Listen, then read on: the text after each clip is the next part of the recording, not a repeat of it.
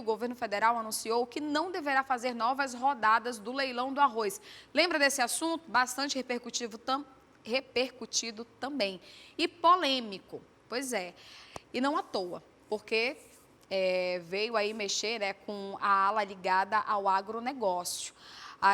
Bora saber a partir de agora quais são as medidas do governo que vão ser tomadas a partir de agora para tentar ter o preço mais acessível com o Igor Damasceno. Já está sendo discutido isso há bastante tempo, né, Igor? Então, quais são as medidas que o governo disse que vai tomar para essa redução?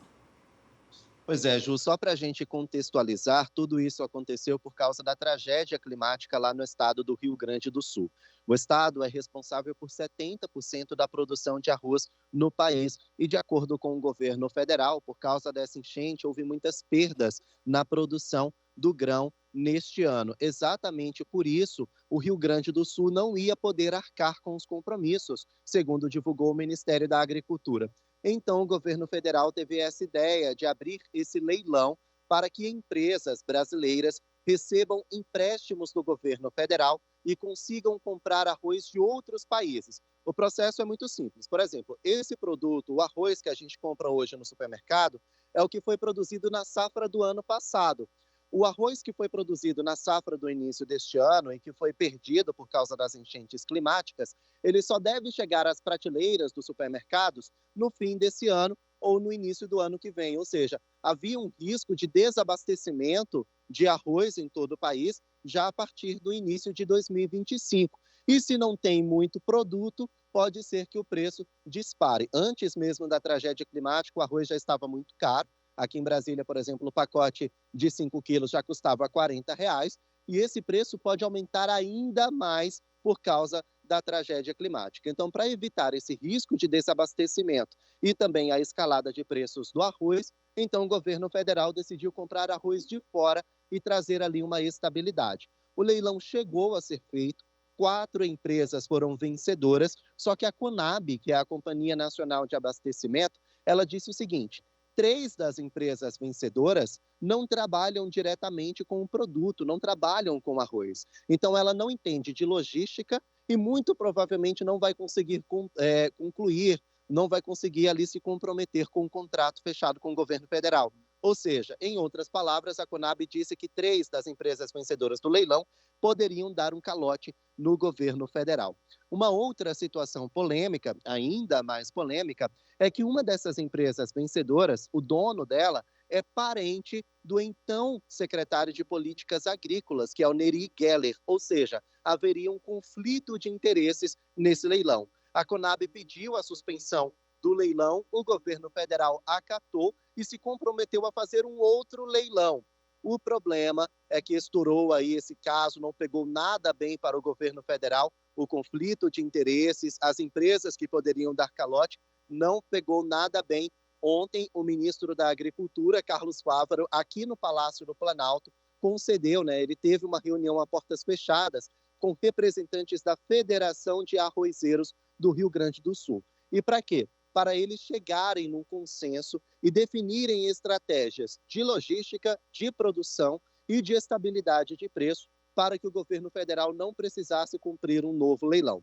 Foi descoberto que 80% da safra de arroz deste ano já tinha sido colhida antes da tragédia climática, ou seja, o Rio Grande do Sul poderia sim se comprometer a entregar a safra e não faltar arroz lá na frente, ou não ter arroz muito caro lá na frente. E esses 20% que foram perdidos, o ministro Carlos Fávaro se comprometeu a definir estratégias com os arrozeiros do Rio Grande do Sul para estimular a produção e, por fim, trazer ali uma logística melhor para que não falte arroz também no futuro e assim o Rio Grande do Sul definir 100%, se comprometer em 100% com a entrega da produção do grão. Definidas essas estratégias, então o leilão, que iria custar R$ 1 bilhão para os cofres públicos, foi cancelado e agora não teremos mais esse leilão. Juliana. Pois é, né? O que vai causar um conflito aí na bancada que acaba sendo até opositora, né, ao presidente Luiz Inácio Lula da Silva. Mas a gente está falando de R$ 1 bilhão que ainda bem que não saíram dos nossos cofres públicos e que possam ser utilizados, portanto, da melhor forma, de uma forma mais inteligente, podemos dizer assim. E por falar em economia, a gente também fala agora sobre a alta do dólar, que tem movimentado o mercado. Ontem, o presidente Lula discutiu estratégias para tentar frear essa subida. Igor, quais foram as estratégias definidas até agora?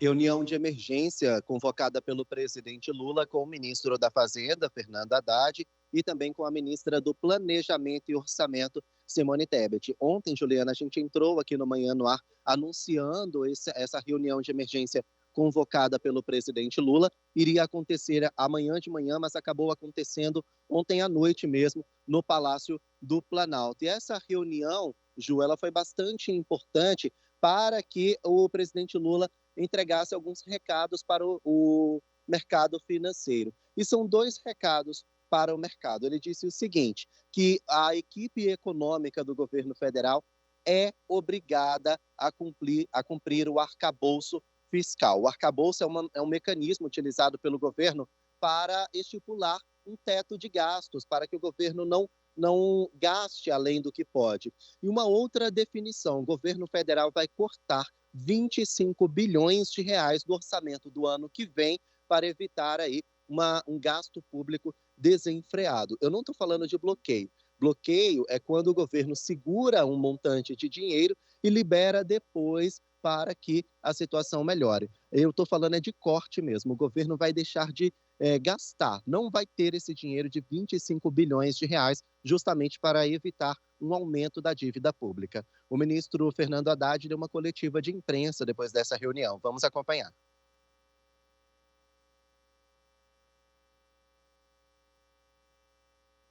Bom, a gente teve um probleminha na sonora na entrevista do ministro Fernando Haddad, mas os recados do presidente Lula ao mercado financeiro é o seguinte: quando ele determina que o arcabouço fiscal seja cumprido, na prática, Lula está falando para o mercado financeiro que ele tem, sim, responsabilidade fiscal, que ele não vai gastar mais do que ele tem, que ele não vai gastar um dinheiro que ele ainda não tem e que não tem como ter.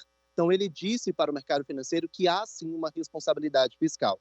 E quando Lula fala que vai cortar 25 bilhões de reais no orçamento do ano que vem, podendo estender para o orçamento ainda deste ano, ele diz o seguinte: eu tenho um controle da inflação, porque se eu não gasto muito, eu não tenho por que pagar aquilo que eu não gastei. E com isso, eu não vou aumentar impostos e os produtos não vão aumentar de preço. Ou seja, tem controle da inflação. Depois dessa reunião aqui no Palácio do Planalto, o dólar ele deu uma estabilizada, baixou cerca de 2% e fechou o dia com R$ 5,56. Mas lembrando que a gente tem aí uma das moedas mais desvalorizadas do mundo neste ano. O real é a 5ª moeda que mais perdeu valor de mercado e o dólar chegou a atingir R$ 5,70. É o maior patamar da moeda americana desde 2022, desde a gestão do ex-presidente Jair Bolsonaro. Na prática, hoje, a moeda americana vale 5 vezes mais do que a moeda brasileira.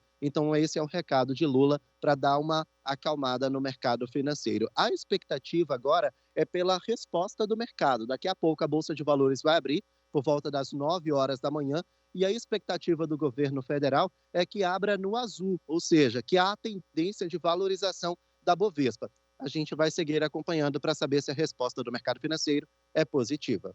Quer ficar por dentro de todas as notícias e programação da TV A Crítica? Então já se inscreve e ativa o sininho. E até o próximo vídeo.